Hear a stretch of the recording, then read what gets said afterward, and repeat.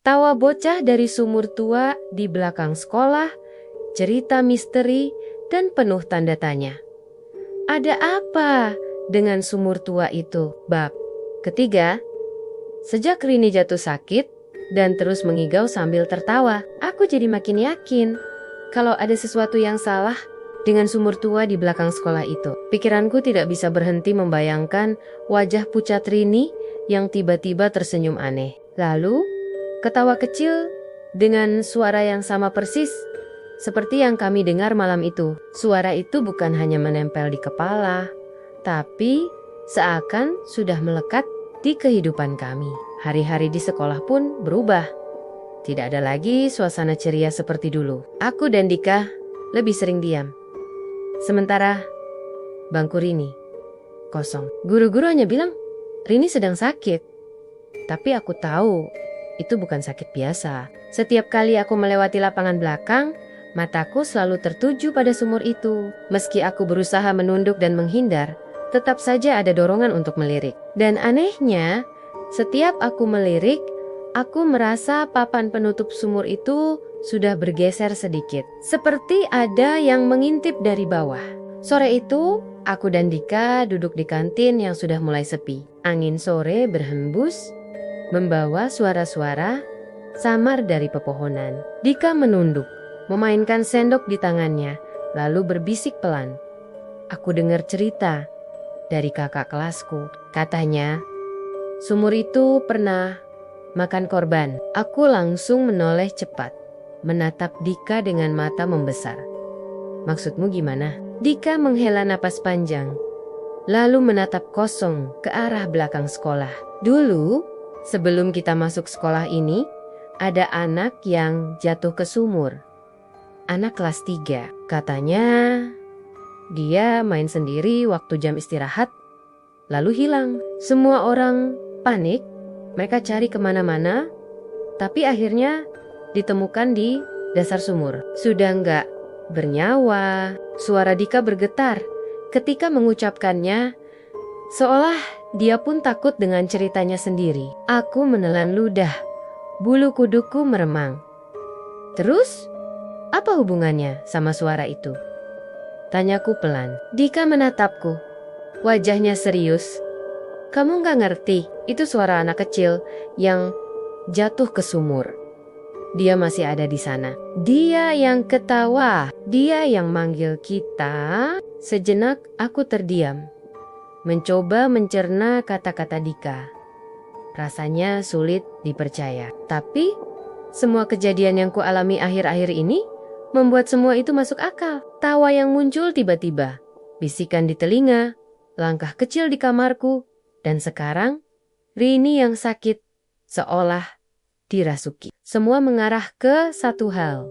Arwah bocah itu belum tenang. Malam itu, mimpi buruk kembali datang. Aku bermimpi berada di sekolah, berdiri sendirian di lapangan belakang. Angin dingin bertiup kencang, membuat daun-daun berjatuhan. Di depanku, sumur tua itu berdiri.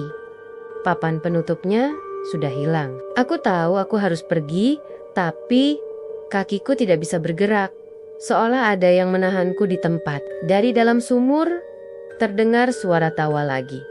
Kali ini lebih keras, lebih jelas. Hihihi, hihi. Aku mencoba menutup telinga, tapi suara itu malah makin dekat. Lalu muncul tangan kecil yang pucat, keluar dari sumur, meraih ke arahku. Aku ingin lari, tapi tubuhku kaku. Lalu sosok seorang bocah muncul, tubuhnya basah kuyup, rambutnya menempel di wajah, matanya kosong, kulitnya pucat kebiruan. Dia tersenyum lebar, senyum yang tidak wajar, lalu berkata pelan, "Temanin aku di sini." Aku langsung terbangun dengan napas tersengal. Keringat dingin mengalir deras.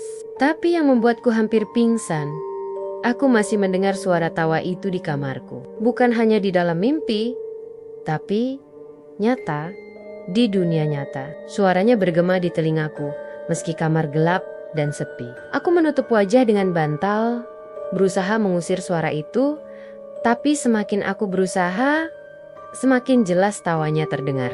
Keesokan paginya, Aku pergi ke sekolah dengan wajah pucat dan mata sembab karena tidak tidur. Dika pun sama, wajahnya lelah, matanya merah. Aku bisa menebak dia juga mengalami hal yang sama. Saat jam kosong, kami duduk di bangku belakang kelas, berbicara pelan agar tidak ada yang mendengar. Dia datang lagi semalam, kata Dika dengan suara parau. Aku lihat dia di pojok kamarku. Dia cuma berdiri, basah kuyup, terus senyum. Aku pura-pura tidur.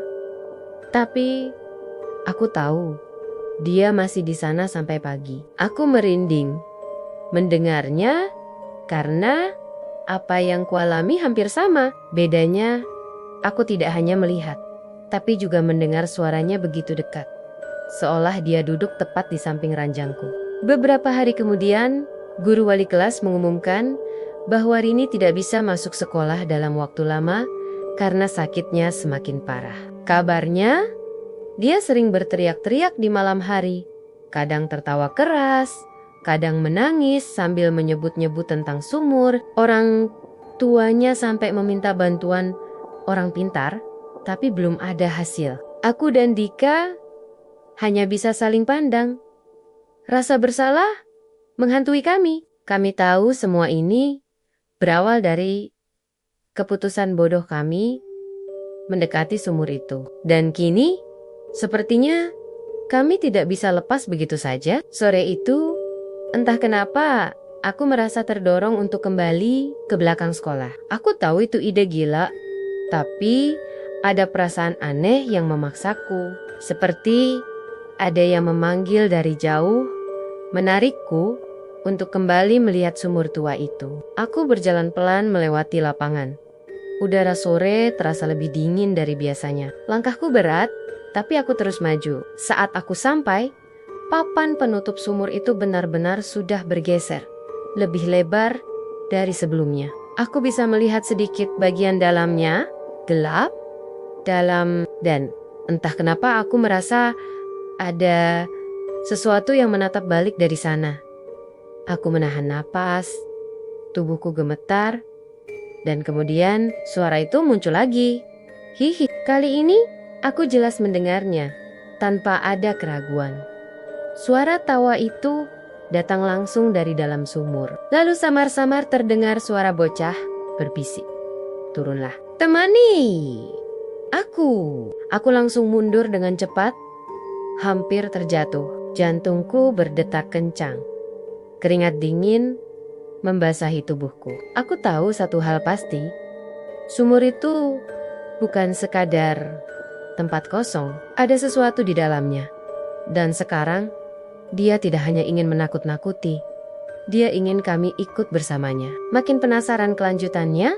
Simak di bab berikutnya.